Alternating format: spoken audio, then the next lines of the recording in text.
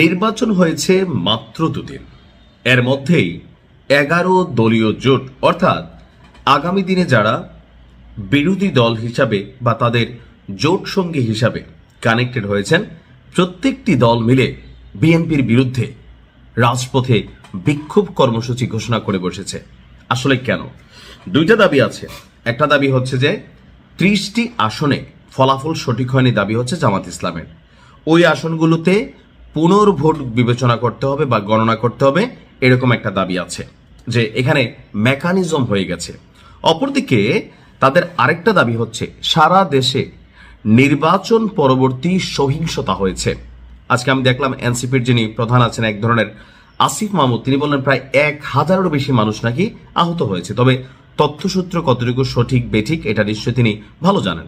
আর এই ঘটনাগুলোতে সরাসরি কানেক্ট করা হচ্ছে বিএনপিকে। ইভেন বলা হচ্ছে যে বিএনপি আওয়ামী লীগ মিলা একসাথে আসলে এনসিপির বিরুদ্ধে বা জামাতের বিরুদ্ধে জোট বেঁধেছে, বা আওয়ামী লীগের ভোটগুলা বিএনপি পাইয়া ক্ষমতায় গেছে।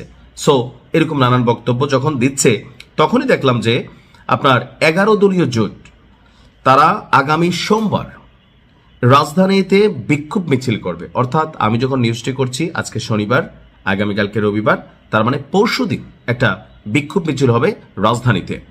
আসরের পর বাইতুল মোকাররমের উত্তর গেট থেকে এই বিক্ষোভ মিছিলটি বের হবে। আজকে 11 দলীয় জোটের লিয়াজু কমিটির একটা বৈঠক হয়েছে। যেমন গতকালকে এনসিপির নেতা আক্তার, সার্জিস অনেকেই বলছিল যে বিভিন্ন জায়গায় তাদের রংপুর উত্তাল, এমনকি সেখানে আক্তারের বিরুদ্ধে স্লোগান হয়েছে। তাদের বক্তব্য, তাদের নেতাকর্মীদেরকে মাইকে ঘোষণা করে আপনার বিএনপির নেতাকর্মীরা তাদের উপর হামলা করেছে। কোথাও কোথাও জামাতের অভিযোগ হচ্ছে তাদের বিরুদ্ধে বাড়িঘরে ভাঙচুর করা হয়েছে। আবার বিএনপিরও দেখছি আমরা অভিযোগ আছে যে জামাত অধ্যুষিত এলাকায় তাদের নেতাকর্মীদের বাস টাস ভাঙা হয়েছে, বাড়িঘর পোড়ানো হয়েছে। অর্থাৎ নানান ধরনের অভিযোগ কিন্তু আছে।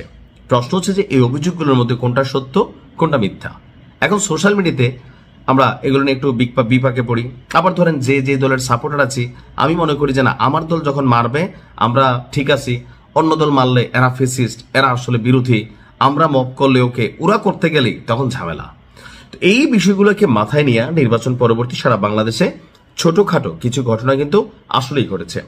আর এই ঘটনাগুলোর কারণে বলা হচ্ছে যে যেহেতু বিএনপি শক্ত অবস্থানে আছে বা সরকার গঠন করছে, সো তাদের নেতাকর্মীরা বিভিন্ন জায়গায় আপনার প্রতিশোধ নিচ্ছে। এটা এনসিপির দাবি, এমনকি জামাত ইসলামেরও দাবি। সেই দাবি থেকে তাদের বক্তব্য, ভোটের আগেও দেশের বিভিন্ন স্থানে হামলার ঘটনা ছাড়াও ভোটের রাতেই অন্তত 21টি সহিংসতার ঘটনা ঘটেছে। নির্বাচনে ব্যাপক জয়ের মধ্য দিয়ে ক্ষমতায় বসতে যাওয়া বিএনপির লোকেরাই এসব সহিংসতা ঘটাচ্ছে বলে আপনার 11 দলীয় জোটের পক্ষ থেকে অভিযোগ করা হয়েছে।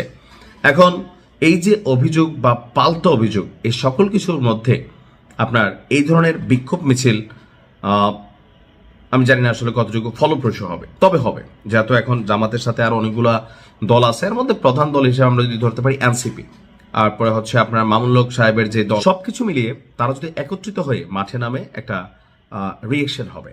তবে বিএনপির নেতাকর্মীরাও আপনার দেখা গেছে বিভিন্ন জায়গায় শক্ত অবস্থানে আছে, তারাও আপনার ছাড় দেওয়ার পক্ষে না।